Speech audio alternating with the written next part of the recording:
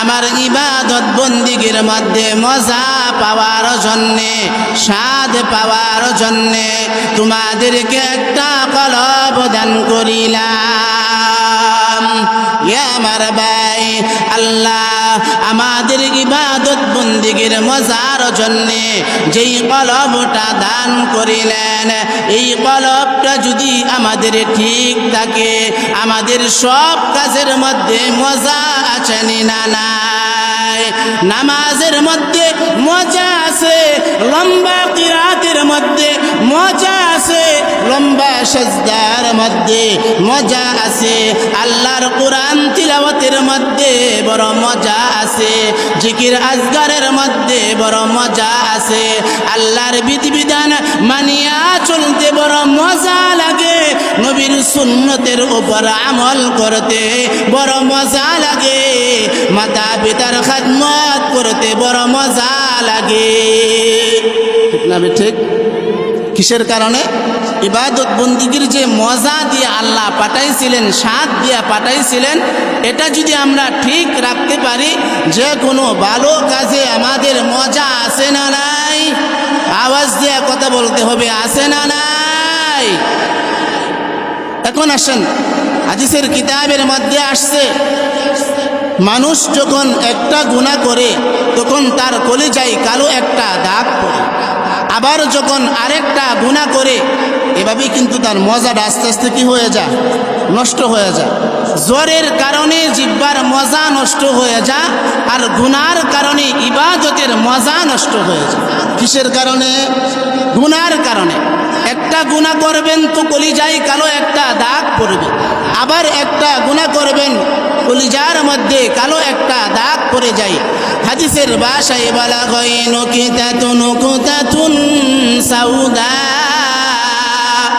আমার ভাই, ওই সমস্ত মানুষ যারা গুনাহ করতে করতে, বেগায়া অশ্লীলপনা করতে করতে, যারা তাদের এই কলবটাকে অমাবস্যা রাতের মতন অন্ধকার করে দিয়েছে, এদের কাছে নামাজ মজা লাগবে না, এদের কাছে কুরআনের তিলাওয়াত মজা লাগবে না, এদের কাছে ওয়াজ নসিহত মজা লাগবে না, লম্বা কুরআন তিলাওয়াত মজা লাগবে না, নামাজের মধ্যে মজা পাইবে না, মাতা পিতার খেদমতের মধ্যে মজা পাইবে না। কারণ হইল তার কলবের মজা নষ্ট হয়ে গেছে। ঠিক না বেঠে? আওয়াজ দিচ্ছেন না কেন? ঠিক না বেঠে? এখন আসেন, আল্লাহ তাআলা আপনি আমাদেরকে সৃষ্টিগতভাবে, জন্মগতভাবে হেদায়েতের যে একটা নূর, হেদায়েতের যে একটা আলু, সেই আলু দিয়াই আমাদেরকে দুনিয়ার জমিনে পাঠাইছেন। সুবহানাল্লাহ। এক্সাম্পল, একটা উদাহরণ দিচ্ছি। আশরাফ আলী থানভী রহমাতুল্লাহ আলাই, উনার কিতাবের মধ্যে আসছে, আজকে মাগরিবের আগে আসরের পরে আমি নিজে মোতালা করে আসছি। মনে করেন আল্লাহর এক বান্দা বাজার থেকে 100 টাকা দিয়ে একটা হারিকেন কিনে নিয়ে আসছে। হারিকেন চিনেন? এখন তো আমরা আধুনিক যুগের আধুনিক মানুষ, হারিকেন আমরা না চেনারই কথা। চিনছেন তো আপনারা নাকি? আল্লাহর এক বান্দা বাজার থেকে কত টাকা দিয়ে একটা হারিকেন নিয়ে আসছে? 100 টাকা দিয়ে নিয়ে আসছে। নতুন হারিকেন, নতুন কাঁচ, নতুন চিপুনি, নতুন সলতা। আগুন জ্বালা দিলে পাওয়ার কম না বেশি? নতুন কলবের পাওয়ার যেমন বেশি, সব নতুন জিনিসের পাওয়ারও তেমন বেশি। এখন আপনি মনে করেন আজকে হারিকেনটা জ্বালাইলেন, আগামীকালকে হারিকেনের কাঁচ পরিষ্কার করার দরকার আছে না নাই? যদি পরিষ্কার না করেন, আজকে যতটুকুন আলু পাইছেন আগামীকালকে পাইবেন? বুঝাইতে পারি না। আগামীকালকে পাইবেন? আগামীকালকেও যদি আপনি হারিকেনের কাঁচটা পরিষ্কার না করেন, আজকে যতটুকুন পাইছেন তার পরের দিন পাইবেন? পাইবেন? তার পরের দিনেও যদি কাঁচটা পরিষ্কার না করেন, আপনি 2 নাম্বার দিনে যতটুকুন পাইছেন 3 নাম্বার দিনে এতটুকুন আলু পাইবেন। এখন আপনি হারিকেনের সলতা যতই বাড়াইতে পারেন, কিন্তু আলু বাহিরে আসবে না। ঠিক তেমনি ভাবে আল্লাহ বলেন, ও আমার বান্দা, ও আমার বান্দিরা, আমি আল্লাহ তোমাদেরকে যেই কলবটা দান করিলাম, এই কলবটাকে দুধের মতন সাদা বানাইয়া, কাচের মতন পরিষ্কার বানাইয়া আমি আল্লাহ তোমাদেরকে দুনিয়ার জমিনে পাঠাইলাম। এখন দুনিয়ার মধ্যে আসছেন, আসার পরে নামাজ পড়তেছেন না, আপনার এই কলবটা অন্ধকার হইতেছে, এশারের নামাজ পড়লেন না, আপনার কলবের মধ্যে অন্ধকার চলে আসতেছে, আপনি ফজর পড়লেন না, আপনার কলবটা আস্তে আস্তে অন্ধকার বাড়তেছে, আপনি জোহরও পড়লেন না, আপনার কলবের অন্ধকার বাড়তেছে, মাগরিব পড়লেন না, আসরেও পড়লেন না। এ আমার বান্দা, এ আমার বান্দিরা, এভাবে গুনাহ করতে করতে যারা গুনার সাগরের মধ্যে হাবুডুবু খাইতেছ, আমি আল্লাহ তুমি আসরের নামাজে হাজিরা দাও নাই, আমি আল্লাহ তোমার রিজিক বন্ধ করি নাই, আমি আল্লাহ যদি ইচ্ছা করতাম আসমান থেকে গজব পাঠাইয়া তোমাকে ধ্বংস করে দিতাম, কিন্তু আমার বান্দা তোমার দিকে আমি তাকি দেখি আমার বান্দা মাগরিবে আমি আল্লাহর দরবারে হাজিরা দেয় কিনা, মাগরিবেও হাজিরা দিলেন না। আল্লাহ কিন্তু রাগ করেন নাই, আল্লাহ কিন্তু গুসা করেন নাই। আল্লাহ যদি ইচ্ছা করতেন আমাদের চোখের পাওয়ার বন্ধ করে দিতেন, আল্লাহ যদি ইচ্ছা করতেন আমাদের শ্বাস নিঃশ্বাসকে বন্ধ করে দিতে পারতেন। মাগরিবেও হাজিরা দিলেন না, এশার নামাজের মধ্যেও হাজিরা দিলেন না। আল্লাহ কিন্তু রাগ করেন নাই, গুসা করেন নাই। ফজরের নামাজের মধ্যেও হাজিরা দিলেন না, আল্লাহ রাগ করেন নাই। জোহরের নামাজের মধ্যেও হাজিরা দিলেন না, আমার আল্লাহ রাগ করে নাই। এরপরে আমার আল্লাহ ডাক দিয়ে বলে, এ আমার বান্দা, এ আমার বান্দি, তোমার 60 বৎসর হয়ে গেছে, 70 বৎসর হয়ে গেছে, এখনো তুমি নামাজ শুরু করো নাই।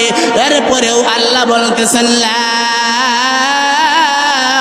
তাকনাতু মির রাহমাতিল্লাহ। আল্লাহু আকবার। আওয়াজ হচ্ছে না, জোরে বলো আল্লাহু আকবার। আল্লাহ বলেন, ও আমার বান্দা, ও আমার বান্দি, আমি আল্লাহর থেকে তুমি নৈরাশ হও না। তুমি 1000 বার তওবা করছো, আবার 1000 বার তওবা ভঙ্গ করছো, 1000 বার তওবা করছো, গুনাহ করবে না। তোমার এই কলবের ভিতরে আর দাগ লাগাইবা না, চুনকালি লাগাইবা না। এরপরেও তোমার তওবা ভঙ্গ হয়ে গেছে। কবি বলেন, 1000 বার তওবা শিকাস্তি বাজ এ যুবক ভাই, এ মুরব্বী বাবা, 1000 বার তওবা করছেন, 1000 বার তওবা ভঙ্গ করছেন। এরপরেও আমার আল্লাহ ডাক দিয়া বলেন, আই বান্দা, আমি আল্লাহর রহমতের দরজা খোলা, আমি আল্লাহর দয়ার দরজা খোলা।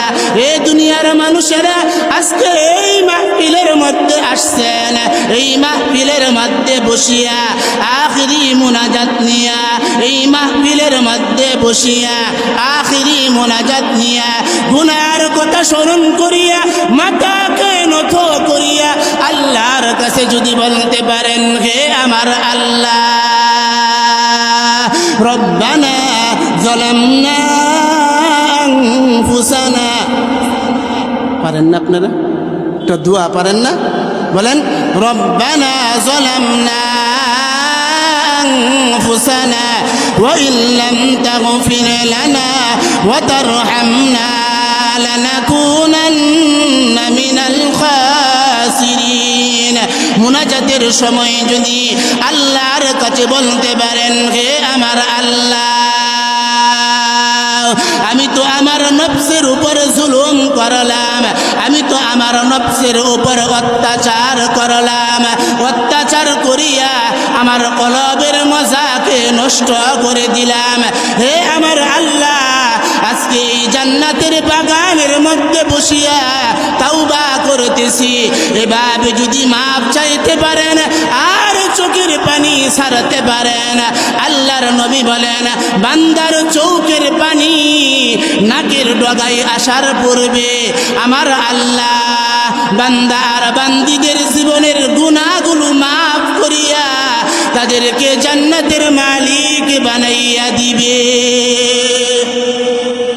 খুশি না বেজার?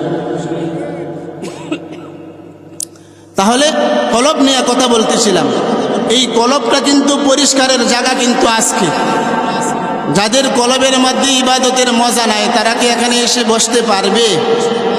বুঝাইতে পারি না। যাদের কলবের মধ্যে ভালো কাজের মজা নাই, কলব নষ্ট হয়ে গেছে, তারা কি ভালো জায়গায় আসতে পারবে? এখন আলহামদুলিল্লাহ অনেকে আসতেছেন, আসবেন, তাদের জন্য আমরা দোয়া করি। আল্লাহর নবী সাল্লাল্লাহু আলাইহি ওয়াসাল্লাম বলেন, এই দুনিয়ার উম্মত যারা গুনাহ করে করে তোমার এই কলবটাকে নাপাক করে দিয়েছো, আমাদের কলবটা গুনার দ্বারা কি হয়ে গেছে? নাপাক হয়ে গেছে। এই নাপাক কলবটাকে আমাদের পবিত্র করার দরকার আছে না নাই? আরো জোরে আওয়াজ দিয়ে বলেন, আছে না নাই? আল্লাহর নবী বলেন, এ দুনিয়ার উম্মত, তোমার এই কলবটাকে যদি আগের মতন পরিষ্কার করতে চাও, দুধের মতন যদি সাদা বানাইতে চাও, কাচের মতন যদি পরিষ্কার করতে চাও, আল্লাহর নবী আমাদের জন্য কিছু অ্যান্টিবায়োটিক ঔষধ দিয়েছেন।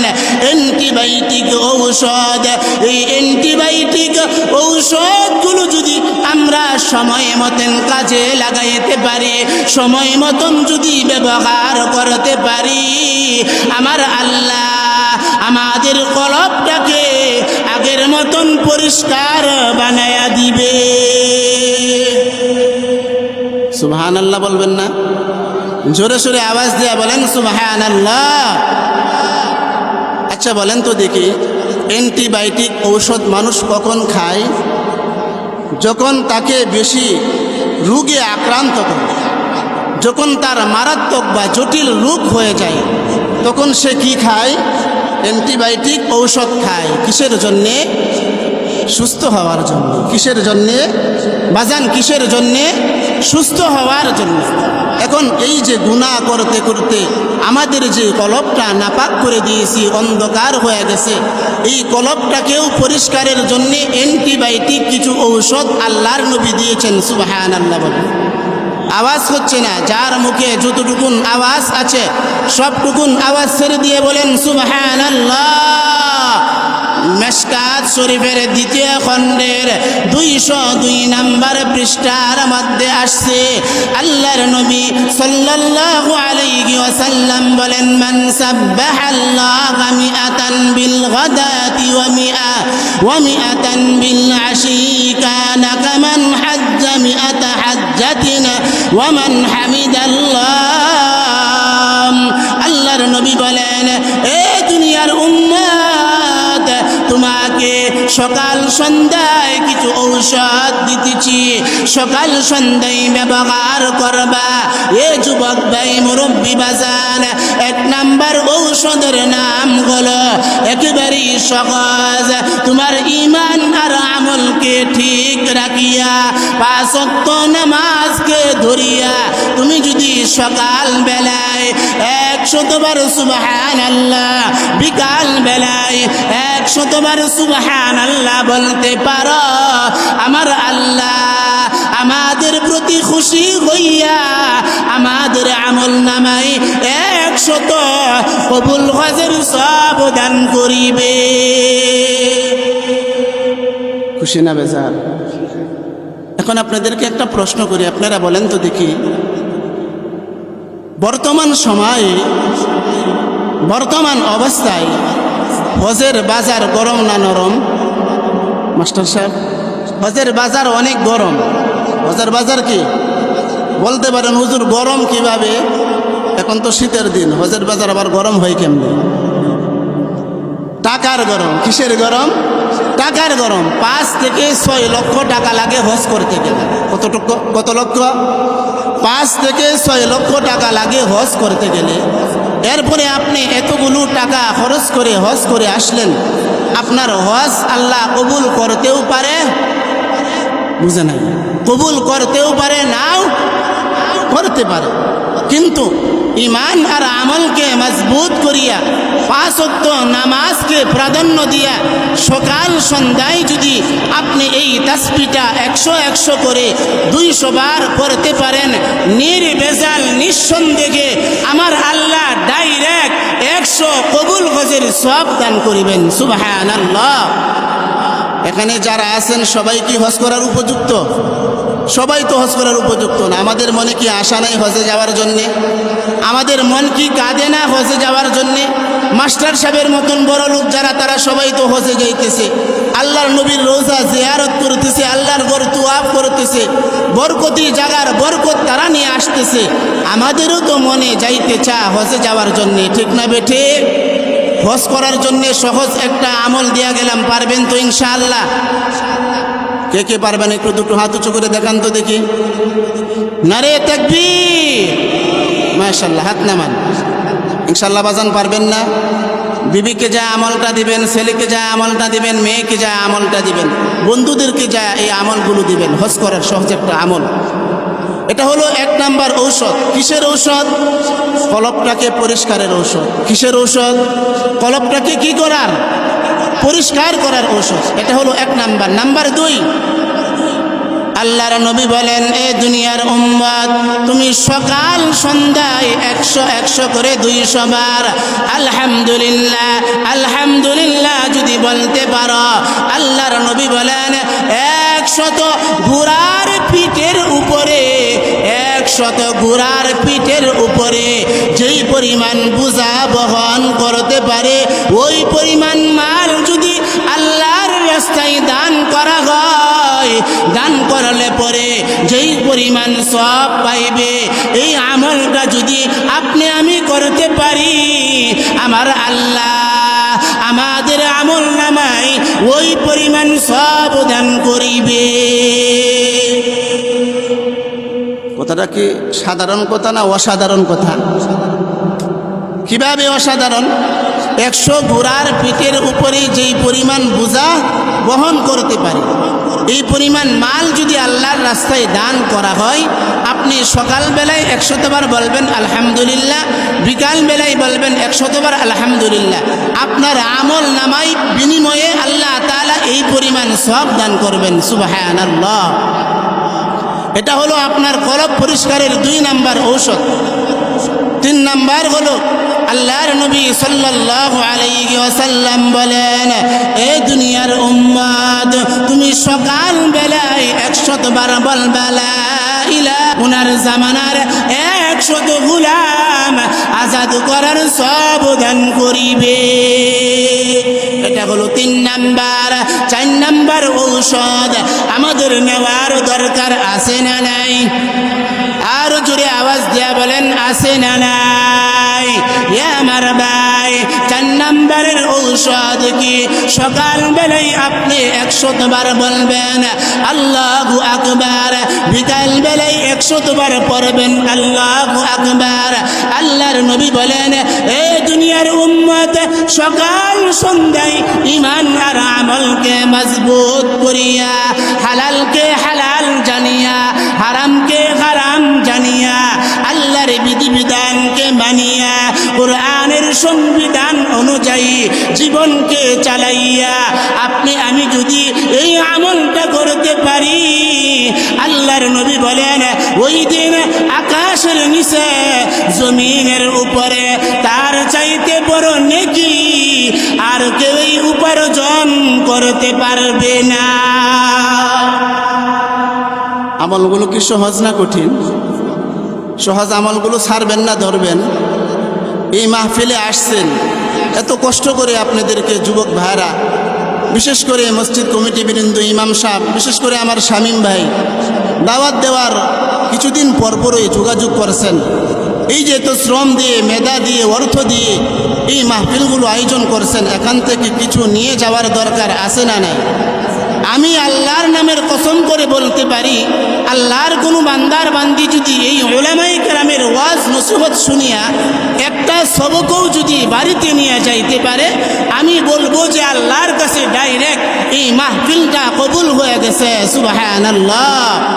এভাবে যদি আপনি আমি আমল করতে পারি, আল্লাহর নবী বলেন, এ দুনিয়ার উম্মত, তোমার কলবটাকে আমার আল্লাহ আগের মতন পরিষ্কার করিয়া দিবে।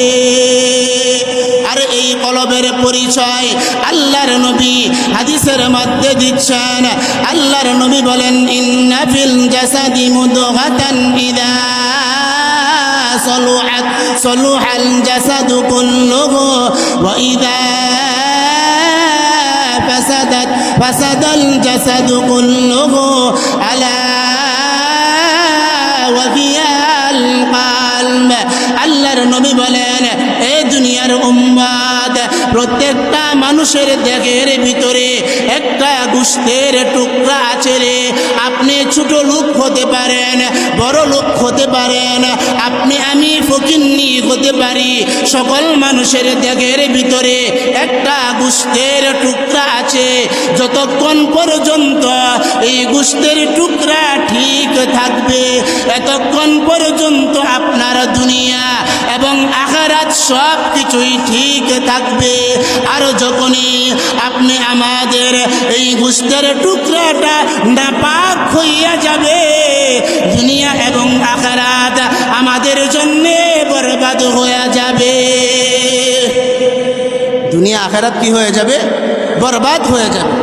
আর সেই গোশতের টুকরার পরিচয় আল্লাহর নবী হাদিস শরীফের মধ্যে দিচ্ছেন। আল্লাহর নবী বলেন, আলা ওয়াহিয়াল কলব। আর সেই গোশতের টুকরার নাম হইল কলব। গোশতের টুকরার নাম কি বাজান? আওয়াজ দেয়া বলেন, গোশতের টুকরার নাম কি? কলব। এটাই তো আল্লাহ কুরআনের মধ্যে আলোচনা করেছেন। আল্লাহ বলেন, ফাআলহামাহা ফুজুরাহা ওয়া তাকওয়াহা قد أفلح من زكاها। আল্লাহ বলেন, ও আমার বান্দা, ও আমার বান্দিরা, আমি আল্লাহ তোমাদেরকে দুনিয়ার মধ্যে থাকাকালীন অবস্থায় দুইটা যোগ্যতা দিলাম। কয়টা যোগ্যতা? আওয়াজ দিচ্ছেন না? কয়টা যোগ্যতা? দুইটা যোগ্যতা। একটা হলো গুনাহ করার যোগ্যতা, আর একটা হলো গুনাহ থেকে বাঁচার যোগ্যতা।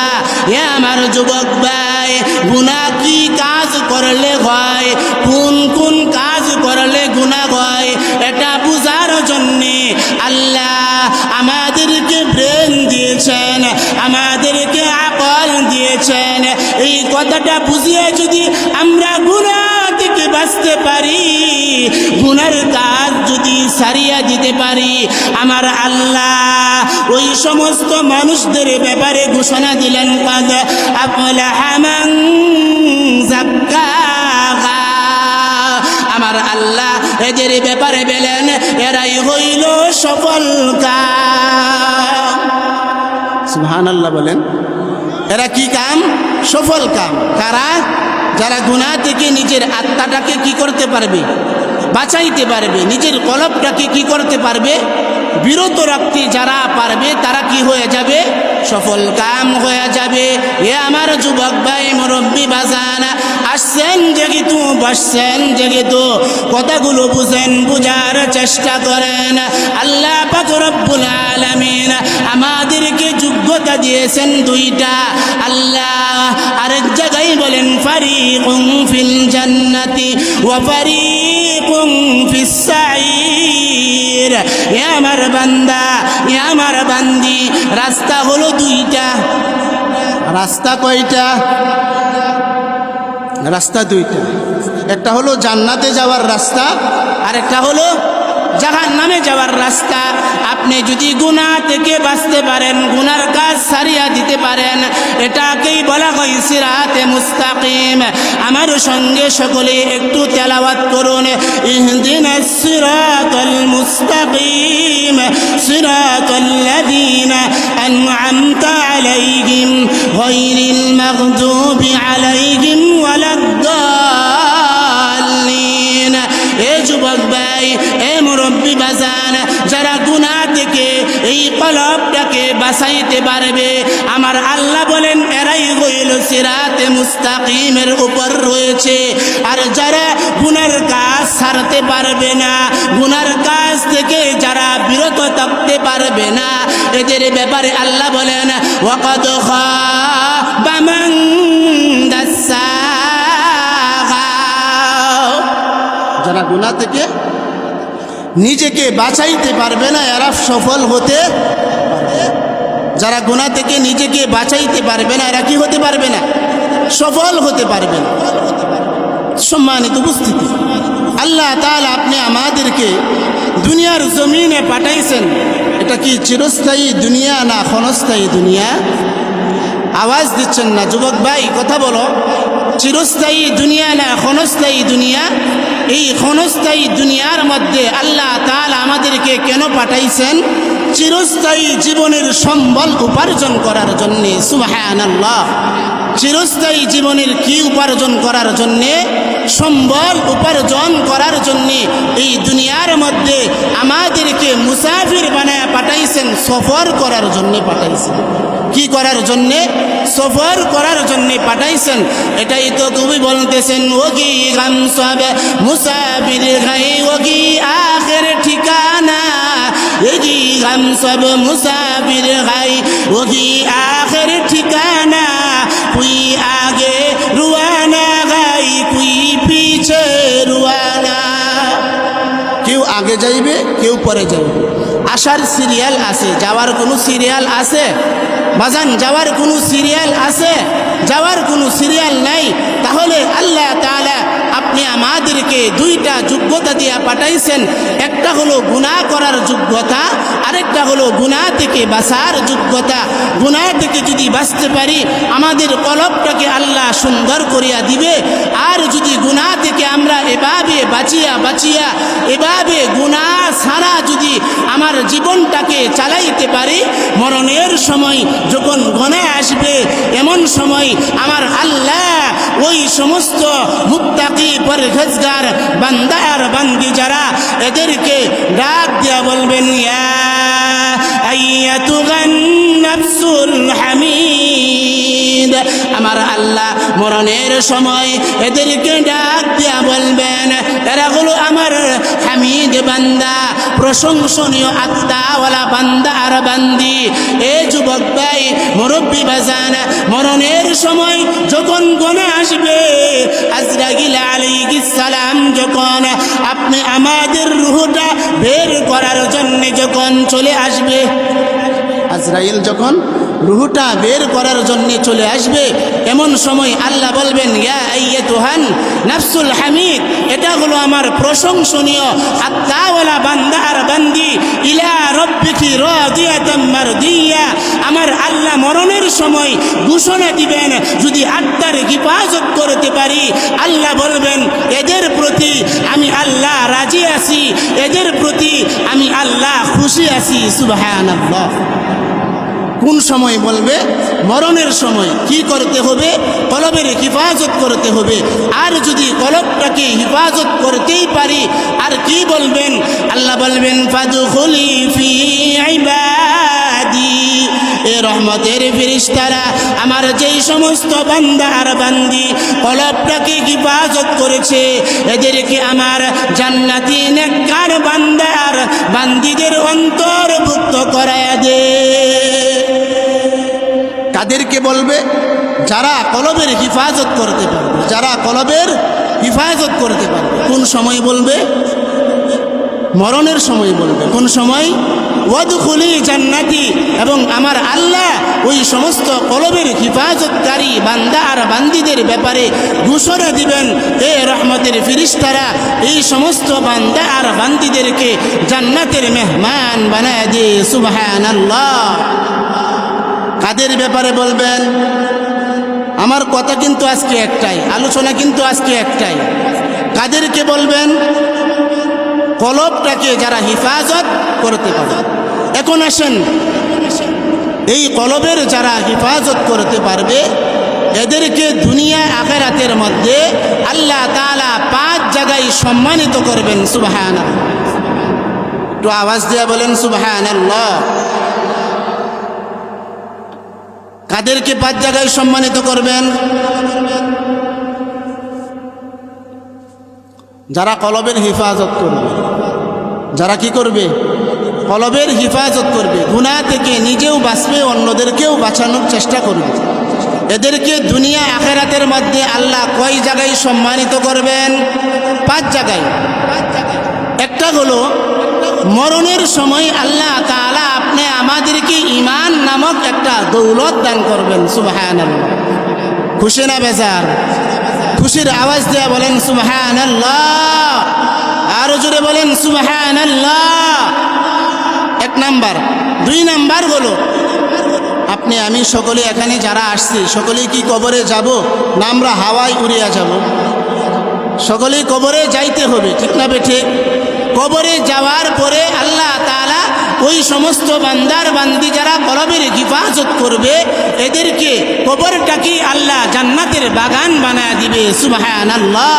শুধু তাই না, আল্লাহ ঘোষণা দিবেন ওয়াফতাহু লাহু বাবান ইলাল জান্নাহ, আমার বান্দা আর বান্দির কবর থেকে জান্নাত পর্যন্ত লম্বা একটা দরজা খুলিয়ে দে।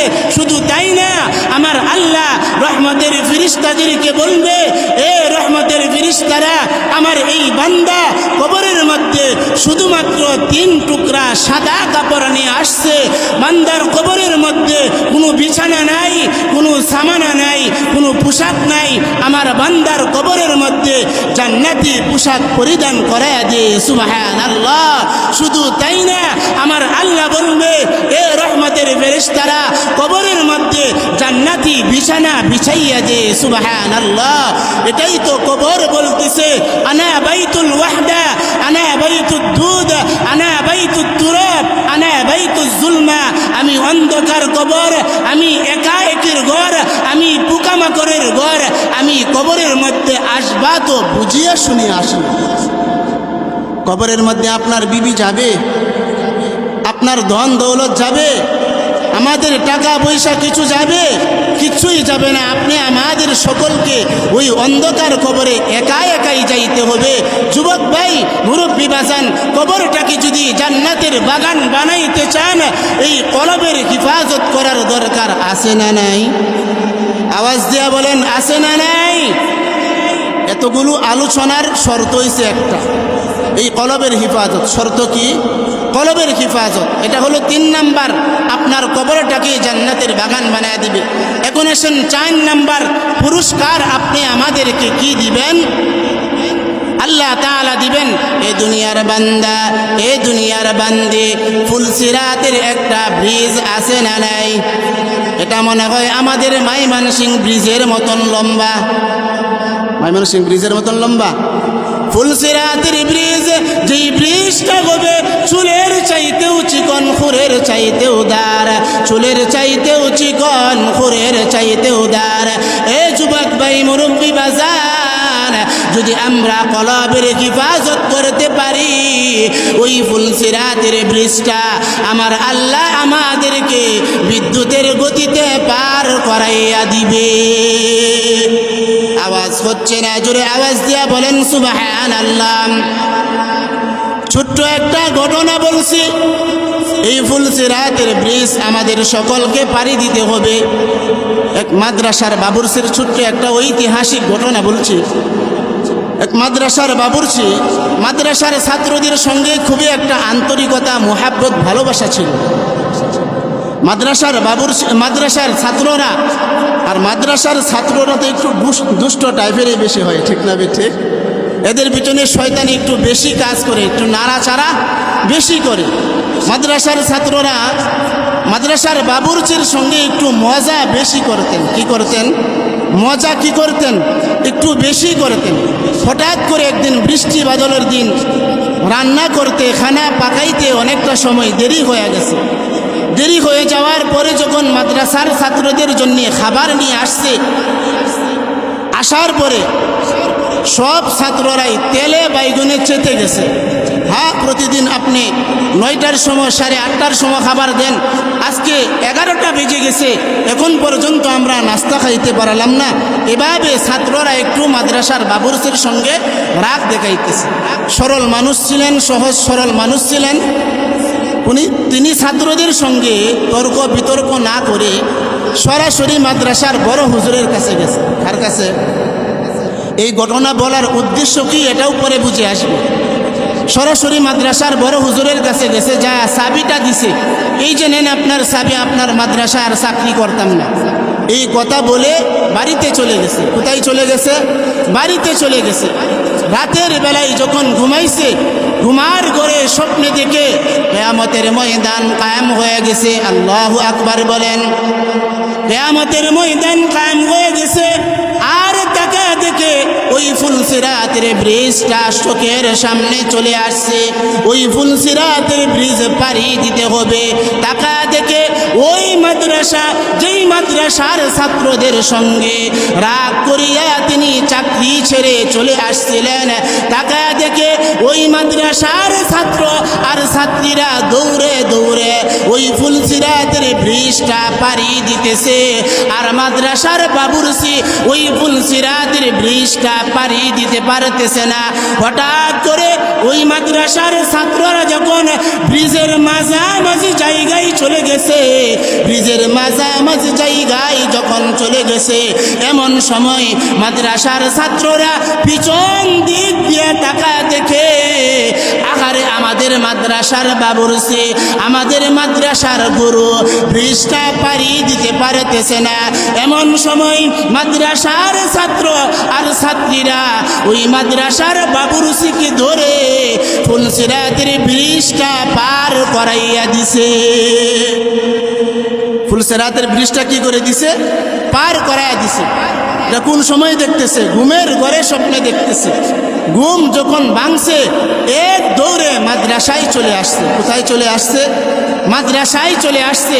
আসিয়া মাদ্রাসার বড় হুজুরের কাছে মাপ চাইতেছে, ক্ষমা চাইতেছে, আর বলতেছে, ও মাদ্রাসার বড় হুজুর, আমি বুঝতে পারি নাই, আমি অন্যায় করেছি, আমি অপরাধ করেছি। আপনাদের মাদ্রাসার ছাত্রদের সঙ্গে রাগে আর গুসা করে আমি মাদ্রাসা থেকে বিদায় নিয়ে চলে গিয়েছিলাম। আজকে যদি আপনাদের মাদ্রাসার ছাত্ররা আমাকে ফুলসিরাতের ব্রিজটা পার না করাইতেন, তাহলে আমি পাড়ি দিতে পারতাম না। এতদিন খেদমত করেছিলাম, নিজের চৌকে না দেখিয়া আজকে খেদমত করব। আজকের পর থেকে খেদমত করব আমার নিজের চৌকে দেখিয়া। সুবহানাল্লাহ। তাহলে এটা কত নাম্বার পুরস্কার? 4 নাম্বার পুরস্কার। কাদেরকে দিবেন? যারা কলবের হিফাজত করবেন। 5 নাম্বার পুরস্কার আল্লাহ তাআলা আমাদেরকে কি দিবেন? কিয়ামতের কঠিন ময়দানে আল্লাহ তাআলা আল্লাহর বান্দা আর বান্দীদেরকে ডান হাতের মধ্যে আমলনামা দান করবেন। সুবহানাল্লাহ বলেন। ডান হাতে আমলনামা নেওয়ার আমাদের দরকার আছে না নাই? এটা হলো যারা কলবের হিফাজত করবে তাদেরকে আল্লাহ 5 জায়গায় সম্মানিত করবে। এখন আসেন 2 মিনিটের ভিতরেই শেষ করে দিচ্ছি। যারা কলবের হিফাজত না করবে এদেরকে আল্লাহ 5 জায়গার মধ্যে বেইজ্জতি করবে। কয় জায়গার মধ্যে বেইজ্জতি করবেন? আওয়াজ দেন। কয় জায়গার মধ্যে? 5 জায়গার মধ্যে বেইজ্জতি করবেন। 1 নাম্বার হলো মরণের সময় আল্লাহ তাআলা বেইজ্জতি করবেন। 2 নাম্বার হলো কবরে যাওয়ার পরে। 2 নাম্বার হলো কবরে যাওয়ার পরেও লিজ্জত আর অশান্তি আর গজব আছে না নাই? এটা কাদের জন্যে? যারা কলবের হিফাজত করতে পারবে না, যারা কি করতে পারবে না? কলবের হিফাজত করতে পারবে না, এদেরকে 5 জায়গার মধ্যে আল্লাহ বেইজ্জতি করবেন। 1 নাম্বার হলো দুনিয়ার মধ্যে আল্লাহ তাআলা এদেরকে বেইজ্জতি করবেন। দুনিয়ার জীবনটা হবে বেইজ্জতির একটা জীবন। দুনিয়ার জীবনটা কি হবে? বেইজ্জতির একটা জীবন হবে। জায়গায় জায়গায় আল্লাহ তাআলা তাকে লাঞ্ছিত, অপমানিত, অপদস্থ করবে। এটা হলো কাদের জন্যে? যারা কলবের হিফাজত করবে না। 2 নাম্বার, কোন জায়গায়? মরণের সময় আল্লাহ তাআলা বেইজ্জতি করবেন। কিভাবে বেইজ্জতি করবেন? বেঈমান বানায়া দুনিয়ার জমিন থেকে আল্লাহ তাআলা তাকে বিদায় দিবে। কি বানায়া? বেঈমান বানায়া। আপনারা এখানে যারা আসছেন, আপনারা কি বেঈমান হয়ে কবরে যাইতে চান না ইমানদার হয়ে কবরে যাইতে চান? ইমানদার হয়ে আমাদের যাওয়ার দরকার আছে না নাই? আওয়াজ দিচ্ছেন না? আছে না নাই? এটা হলো 2 নাম্বার। মরণের সময় আল্লাহ তাআলা বেইজ্জতি করবেন। শুধু তাই না, আল্লাহ তাআলা ডাক দিয়া বলবেন, ইয়া আইয়াতুহান নাফসুল খাবিথ। ইয়া আমার ভাই, মরণের সময় আল্লাহ বলবে, এ রহমতের ফেরেশতা আজরাইল, এটা হলো আমার খাবিজ বান্দা আর বান্দি, কলবের হিফাজত করে নাই, আমি আল্লাহর নাফরমানি করিয়া দুনিয়ার জীবনটাকে শেষ করেছে। এ যুবক ভাই, মুরব্বি বাজান, আল্লাহ তাআলা রহমতের ফেরেশতা আজরাইলকে ঘোষণা দিবেন, একে কষ্ট দিয়া, একে কঠিন আযাব দিয়া এর রূহটা তুমি বের করবা। লম্বা আলোচনা, একেবারেই শর্ট করে বলছি। কিভাবে কষ্ট দিবে? মালাকুল মউত আজরাইল, উনার মাথা থাকবে আসমানে, পা থাকবে জমিনে। এমন অবস্থায় নাফরমান বান্দা আর বান্দীদের সামনে হাজিরা দিবে। হাজিরা দেওয়ার সময় মালাকুল মউত আজরাইলের হাতে কাঁটাওয়ালা একটা অস্ত্র থাকবে। কিওয়ালা? কাঁটাওয়ালা একটা অস্ত্র থাকবে। এই কাঁটাওয়ালা অস্ত্রটা নাফরমান দেহের, নাফরমান বান্দা আর বান্দীদের দেহের ভিতর দিয়া ঢুকাইয়া দিবে। এ যুবক ভাই, মুরব্বি বাজান, ওই কাঁটাওয়ালা অস্ত্রটা যখন দেহের ভিতরে ঢুকবে, সব কয়টা কাঁটা সোজা হইয়া ঢুকবে। সোজা হইয়া ঢুকার পরে প্রত্যেকটা রোগের জোড়া জোড়া দিয়া ঢুকিয়া যাইবে। আহারে, প্রত্যেকটা রোগের জোড়া জোড়া দিয়া ঢুকিয়া যাইবে। ঢুকিয়া যাওয়ার পরে আল্লাহর আদেশে প্রত্যেকটা কাঁটা বর্ষের মতন বাঁকা হইয়া যাবে। বর্ষের মতন বাঁকা হইয়া যাবে। এবার মালাকুল মউত আজরাইল ওই কাঁটাওয়ালা অস্ত্রটা এমন জোরে টান মারবে, নাফরমান বান্দা আর বান্দীদের দেহের সব কয়টা রোগ সিরিয়া সিরিয়া একে এভাবে কষ্ট দিয়া এদের রূহটা বের করা হইবে। নাউজুবিল্লাহ বলেন, একটু জোরে বলেন নাউজুবিল্লাহ। আর যদি কলবের হিফাজত করতে পারেন, কিভাবে বের করবে? লম্বা আলোচনা। মালাকুল মউত আজরাইল আলাইহিস সালাম হাতের মধ্যে করে একটা খুশবুওয়ালা রুমাল নিয়ে আসবে। এক হাতে রুমাল, আরেক হাতে থাকবে জান্নাত। জান্নাতের নাজ নিয়ামত আপনাকে দেখাইতে থাকবে। আর রুমালটা আপনার নাকের কাছে ধরবে। আপনার নিজ চোখে মরণের আগে জান্নাতের নাজ নিয়ামত দেখতে পাইবেন। আর বলতে থাকবেন, হে মালাকুল মউত আজরাইল, এই পচা গন্ধা দুনিয়ায় আর থাকার দরকার নাই, আর থাকতে চাই না। আমার জন্যে জান্নাতের নাজ নিয়ামত অপেক্ষা করতেছে। সুবহানাল্লাহ। এই সংবাদ কাদের জন্যে? যারা কলবের হিফাজত করবে।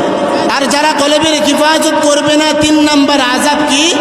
কবরে যাওয়ার পরে ওফতাহু লাহু বাবান ইলান নার, কবর থেকে জাহান্নাম পর্যন্ত লম্বা একটা দরজা খুলিয়া দিবে। নাউজুবিল্লাহ। শুধু তাই না, কবরের মধ্যে জাহান্নামী পোশাক পাঠাইয়া দিবে, জাহান্নামী বিছানা বিছাইয়া দিবে। এটা হলো 3 নাম্বার। 4 নাম্বার হলো ওই ফুলসিরাতের ব্রিজ পাড়ি দিতে পারবে না। পাড়ি দেওয়ার সময় কেটে কেটে জাহান্নামের নিচে চলিয়া যাইবে। এটা হলো 4 নাম্বার। 5 নাম্বার হলো নাফরমান বান্দা আর বান্দি যারা হবে, এদেরকে ডান হাতে আমল নামা দেওয়া হবে না, এদেরকে বাম হাতে আমল নামা দেওয়া